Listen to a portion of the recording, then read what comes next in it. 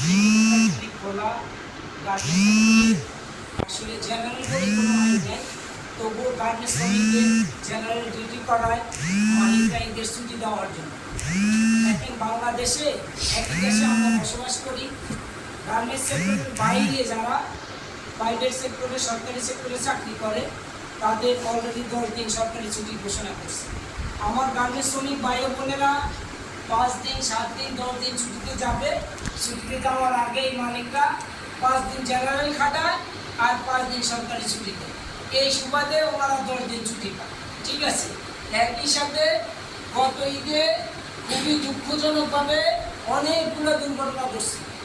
বিভিন্ন মালিকরা গার্মেন্টস শ্রমিকদের ঈদের ছুটিতে বাড়িতে গেছে, ঈদের পরে এসে দেখে ফ্যাক্টরিতে রাত দ্বারা লে অফ করছে।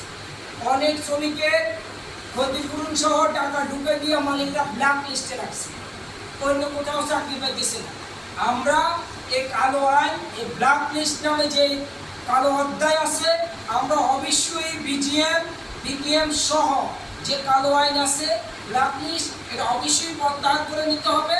এবং গার্মেন্টস শ্রমিক সহ যেসব শ্রমিকদের নামে মিথ্যা মামলা আছে, ষড়যন্ত্রমূলক মামলা আছে, অবশ্যই এগুলো প্রত্যাহার করতে হবে। এবং গার্মেন্টস সেক্টরের যে বিশৃঙ্খলা আছে, এটা অবশ্যই মালিক শ্রমিক উভয় বসে একটা ভালো জায়গায় সিদ্ধান্তে আসতে হবে। গার্মেন্টস শ্রমিকদেরকে চাটাই নির্যাতন বন্ধ করতে হবে।